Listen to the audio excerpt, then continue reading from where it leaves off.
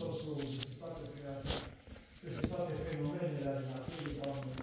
Și îți mulțumim, Doamne, că prin Domnul Iisus Hristos, Tu, Doamne, dorești să ne întărești în credință, Doamne.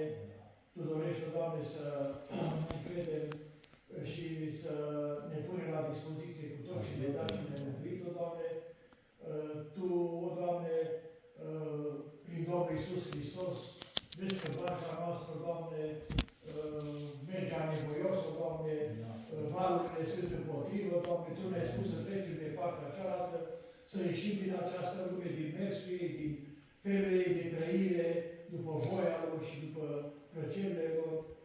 Îți mulțumim, Doamne, că Domnul Iisus Hristos i-a văzut starea lor în barcă și a venit spre ei, Doamne, și în mijlocul acelei furtuni, când l-au văzut pe el și când Domnul Iisus Hristos a văzut că l-a văzut, atunci a urcat în barcă și s-a făcut liniște.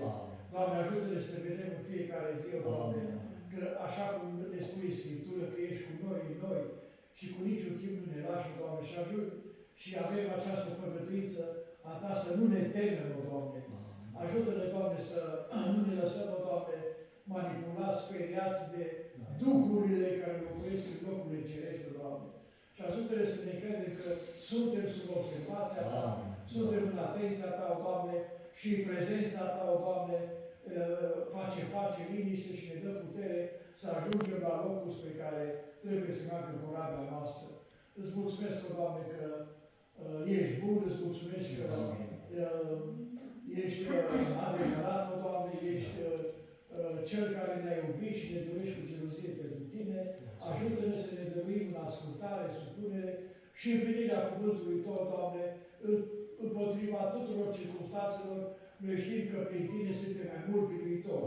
De aceea, te laud în dimineața aceasta, mă închin înaintea Ta și cer harul și pacea și binecuvântarea Ta peste noi toți, în continuare, în numele Domnului Iisus. Amin. Amin. Mulțumesc și eu, Tată Ceresc, pentru dimineața aceasta, Doamne, și pentru o nouă zi în care ne-ai binecuvântat cu un timp de închinare.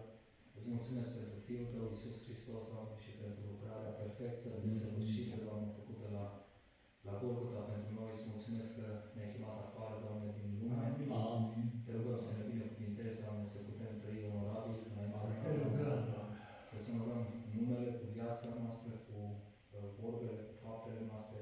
Te rog să-mi ierți gândurile, faptele, vorbele din această săptămână, Doamne, care te-au onorat pe Tine, Doamne. Îți mulțumesc că ne-ai păzit și ne-ai ocrotit și îți mulțumesc că dragostea, bunătatea și bunăvoința Ta față de noi nu s-a sfârșit, Doamne. Îți mulțumesc că în permanență ne poți de grijă, Doamne, și că în brațul Tău și în mâinile Tale suntem în cel mai sigur loc. Eu te rog să ne binecuvintezi, Doamne, ca adunare și Te rugăm, Doamne. Te mai rog, Doamne, și pe această cale să Te îngrijești de slujitorii acestei comunități, Doamne. Rugăm, Doamne, să ridici Tu oameni cu frică de Tine, care în umilință, Doamne, și în cercetare personală, într-o viață trăită, cuvântul Tău, Doamne, să poată să slujească, Doamne, știi Tu, știi nevoile noastre mai bine decât noi, Doamne. Îți mulțumim, știm că vei lucra, Doamne, mai mult decât putem înțelege. Și eu te rog să binecuvintești și această zi de 8 martie, Doamne, să o faci o zi de bucurie și de întâlnire cu Tine, Doamne, o bucurie, o pace veșnică, să fie din nou o speranță, Doamne, că Tu ești acela, Doamne, care ne va aștepta într-o zi și ne vom bucura toți împreună. Îți mulțumim și pentru această masă, Doamne. Eu îți mulțumesc pentru prezența Ta spirituală, Doamne, și reală la această masă. Îți mulțumim că putem intra în comuniune în acest fel, Doamne, cu toți Sfinții Tăi și îți mulțumim că ne putem aduce aminte din nou de moartea, dar ne putem bucura și de învierea Domnului nostru Iisus Hristos, în numele Domnului Iisus, Amin. Amin. Acum închin și eu înaintea Dumnezeului Celui și al Pământului și îi mulțumesc și te rog, Doamne, să mă măiesc pentru că Te și pătălește mele, pentru că Tu ești Sfânt și m-ai făcut și pe mine asemenea Ție. Așa cum am primit până acum, îți mulțumesc și eu pentru prezența Ta, Doamne, pentru încrederea pe care Tu ai în mine, păcătosul, Doamne, pentru îndelunga Ta răbdare, pentru dragostea Ta. Îți mulțumesc pentru că Mă iubești atât de mult încât niciodată nu o să pot eu să te iubesc cât de mult mă iubești tu. De aceea și în dimineața asta îți mulțumesc pentru cuvântul Tău, îți mulțumesc pentru ceea ce am primit, Doamne, te laud, te iubesc, Doamne, Dumnezeul meu, și te rog ca în continuare să mă ajut să mă vezi, să merg pe calea cea dreaptă cu încredere, să privesc la crucea Ta, Doamne, iar dacă am mers pe alături sau am privit alături, iartă-mă, Doamne, Dumnezeul meu, și adu-mă pe calea cea dreaptă. Așa cum spuneau și frații, fie că să binecuvântez în continuare ziua de astăzi, Doamne, voia Ta să se împlinească în dreptul fiecăruia, Doamne, Dumnezeul meu, să ne și să mă curățești ca să pot primi, așa cum se cuvine, Doamne, trupul și sângele Tău, în amintirea jertfei Tale pe cruce. Pentru toate îți mulțumesc, așa cum spuneam, te iubesc, mă chin înaintea Ta, în numele Tău cel Sfânt, în numele Domnului Iisus Hristos. Amin. Amin. Doamne, și în această dimineață, cu recunoștință, ne închinăm înaintea Ta și îți mulțumim că Te-ai făcut prezent în mijlocul nostru și ne-ai dat posibilitatea să fim și noi prezenți la întâlnirea cu Tine, cu frații Da, și da. Îți mulțumim pentru cuvântul Tău, Amin, Doamne, și ajută-ne, Doamne, să îl primim în inimile noastre, să-l strângem în inimile noastre, ca să nu păcătuim împotriva Ta, Doamne. Lucrează Tu prin cuvântul Tău, în viețile noastre, îți mulțumim că ne-ai dat îndemnul, Doamne, să ne vizuim doar pe Tine, Doamne, să ne punem toată nădejdea și încrederea numai în Tine, Doamne, de aceea îți mulțumim că Tu ești stânca noastră, Doamne, și de la Tine avem nădejde și rezolvare la toate problemele, Doamne. Îți mulțumim, ne încredințăm în brațul Tău de Tată și Te rog să binecuvântezi întâlnirea din dimineață, să binecuvântezi fiecare suflet prezent în casa Ta, familiile noastre, copiii noștri, Doamne, și știm, Doamne, că ne vei purta de grijă și vei lucra în continuare mântuire și la cei dragi care încă nu Te cunosc, Doamne. Te rugăm să ai în vedere și bolnavii din poporul Tău. Te rugăm să lucrezi, Doamne, în dreptul lui Sandu, în dreptul lui Ta, Doamne, și la toți frații și surorile prezenți și absenți, Doamne, Tu cunoști starea la fiecare. De aceea Te rugăm în continuare să lucrezi în mijlocul nostru și știm, Doamne, că Te vei îngriji de toate nevoile noastre, încredințăm și biserica în mâna Ta. Te rugăm să te înduri de noi, Doamne, și să iubești cu milă și îndurare și știm, Doamne, că Tu îți vei continua lucrarea pe care ai început-o în mijlocul nostru. Pentru toate îți mulțumim. În numele Domnului Iisus. Amin. Amin. Te rog și eu, Doamne, pentru harul de care am avut parte, Doamne, Amin. fie împărații Tăi, îți mulțumim, Doamne, că avem Dumnezeu viu, Păi de început, îți mulțumim că avem responsabilitate, Doamne, puternică și îndurare, îți mulțumim că ești cu noi și noi, îți mulțumim, Doamne, pentru vremurile de pace în care Doamne, lăudați să fie. Doamne, îți mulțumim pentru binecuvântare și slavă Ta. Te rugăm, Doamne, Tu să rămâi în continuare la cârma vieții noastre. Te rugăm, Doamne, să potolești ce propun, Doamne, emoțional, trupește, sufletește, Doamne. Tu știi pentru fiecăruia ceea ce e nevoie, Doamne. Te rugăm, Doamne, să potolești orice este de potolit în viețile noastre. Te rog, Doamne, să mă ierți că nu sunt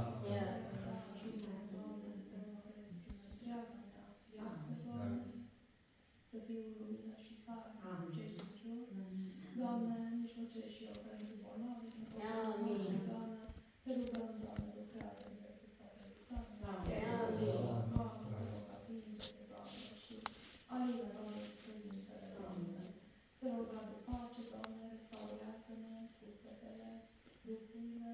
Doamne, mijlocim pentru cei dragi noștri, să rugăm să lucrezi cu mântuire și în dreptul lor, îi încredințăm pe toți în brațul Tău, Doamne, încredințăm și viețile noastre, Tu să rămâi la cârma vieții noastre și să ne păstrăm credința până la sfârșit. Doamne ajută! Amin. Recunoștință și Sfințele Tale și îți mulțumesc, Doamne, Îți mulțumesc că am avut harul acesta și dimineața aceasta de prin casa ta din primăvară. Da. Îți mulțumim pentru cuvântul tău, Doamne. Îți mulțumim pentru învățăturile sfinte și adevărate din cuvântul tău, Doamne.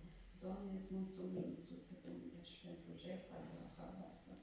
Îți mulțumesc, Doamne, că ne-ai deschis o ușă, Doamne, și ne-ai dat dreptul să facem parte din poporul tău.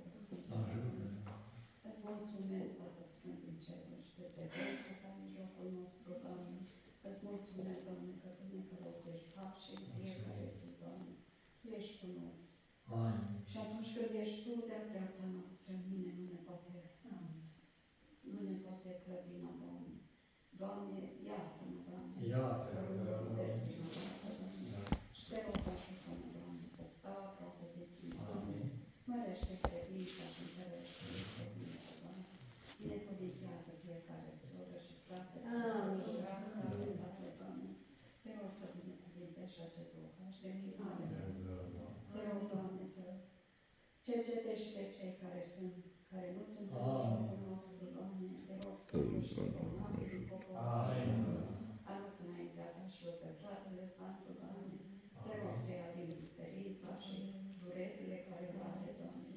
Căci Tu ești medic suprem, Doamne, și în mâna Ta sta toate, Doamne. Doamne, îți mulțumesc, Doamne. Îți mulțumesc, te rog, Doamne, pentru și pe cei dragi ai noștri, Doamne. Tu știi că dragi pe fiecare, Doamne. Doamne, te rog să fii cu ei acolo, pe fiecare, Doamne. Doamne, binecuvintează și pe ei cu mântuire, Doamne. Amin. Să apropie de Tine, să Te cunoască și să Te primească în vieții pe voi, Doamne. Și noi îți mulțumim, Doamne, și rămânem încredințați pe brațul Tău cel Sfânt, Doamne. Pentru tot și toate, fii slăvit și binecuvântat, Tatăl, Fiul și Duhul Sfânt. Amin. Doamne, Tatăl nostru care ești în ceruri, mântească numele Tău, îmi mulțumesc, Doamne, că dimineața aceasta îmi dat o putere ca să vin casa Ta. Amin. Dumnezeu întărește mâinile, picioarele și inima din putere. Doamne Dumnezeu, nu mă lăsa, Doamne, la greu. Doamne, Tu ești mândrul meu suprem care m-ai vindecat de orice boală, de orice necaz care am avut. Dar Tu mi-ai ajutat, Doamne, ajută-mă. Copiii mei acolo unde sunt de pace, ca Domn și Mântuitor. Doamne Dumnezeu, ai milă, Doamne. De bolnavii din biserică, care sunt acasă la spital, binecuvintează pe Tine, îmbrăpătează, Doamne, și întărește, Doamne, prin credință că a făcut un legământ, care a căzut pe cale, Doamne, să ne rugăm. Și să-mi lasă credința în biserică. Doamne, ai milă de poporul nostru, ai milă de oameni care vin la credință. Amin. Amin. Doamne, Tată Ceresc, înaintea Ta venim în dimineața aceasta. Să-ți mulțumim că suntem în casa Ta. Să-ți mulțumim că ne-ai adus cu viață până în clipa aceasta. Să-ți mulțumim pentru cuvântul Tău din dimineața aceasta. Să-ți mulțumim pentru slujitorii Tăi din dimineața aceasta. Doamne, Tată Ceresc, să ascult rugăciunile noastre în dimineața aceasta, nu după meritele noastre și după mila Ta. Poate Te-am întristat în săptămâna asta și n-am fost după voia Ta. Iartă-ne, Doamne. Iartă-ne și ne binecuvintează pe fiecare cum stăm înaintea Ta, cu familiile noastre, cu copilașii noștri, cu nepoței noștri, cu toți acei din casele noastre care nu Te cunosc. Doamne, Te rog să Te înduri de ei și să aducă acolo tot de îndurare de pocăință. Lucrează, Doamne, la inimile lor și nu-i lăsa nici conchide la brațul Tău, fă să Te cunoască pe Tine ca Domn și ca Mântuitor, Doamne. Doamne, mă rog pentru bolnavi din biserica noastră, cei care zac acasă pe patul de suferință, cei care zac pe paturile de spitale. Doamne, mă rog pentru fratele Sandu, Doamne, mă rog pentru sora Dorica, pentru sora Lenuța, Doamne, pentru Cuscra mea Nele, Doamne. Te rog, Doamne, să Te atingi de ei, Doamne, și de bolile lor, Doamne, și vindecarea să facă după voia Ta. Doamne, învață-ne să stăm curați înaintea Ta și ajută-ne, Doamne, să Te urmăm cu credință până la sfârșitul zilelor noastre, căci A Ta este împărăția, slava, cinstea și onoarea de acum și până în vecii vecilor. Amin. Te rog, Părinte Ceresc, în numele Domnului Iisus, să primești rugăciunile noastre, care în dimineața aceasta le-am înălțat către tronul Tău, de milă și de îndurare. Ascultă-ne din cerul, Doamne, și privește cu milă și îndurare la noi și ridică-ne din orice stare care nu-i după voia Ta, Doamne. Ajută-ne să învățăm de la Tine, Doamne, Te blând și smerit cu inima. Ai uimit de atâtea ore, Doamne, și pe ucenici, pe toți care au venit la Tine, Doamne. Ajută-ne, Doamne Dumnezeule, ca să stăm tot mai aproape de Tine,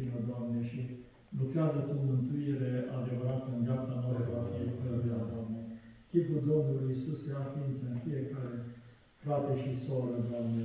Călcăm pe urmele Lui, o Doamne, și să facem voia Lui, o Doamne. Iartă-ne și ridică-ne din orice stare care nu după voia Ta, Doamne. Și întărește pașii noștri pe cale. Mă rog pentru sufletele care stau departe de o mântuire așa de minunată. Să cercetezi, o Doamne, Dumnezeule, și să ridici din starea care se află și să-i ajut să se împace cu Tine, Doamne. Îți mulțumim că ne-ai îndrăzit să fim copiii Tăi, Doamne.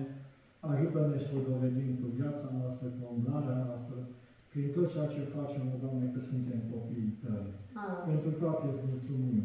Te preamărim și te glorificăm, pentru că ești bun și în viață în îndurarea Ta. Toată slava, cinstea și închinarea să fie a Tatălui, a Fiului și a Duhului Sfânt în vecii vecilor. Amin.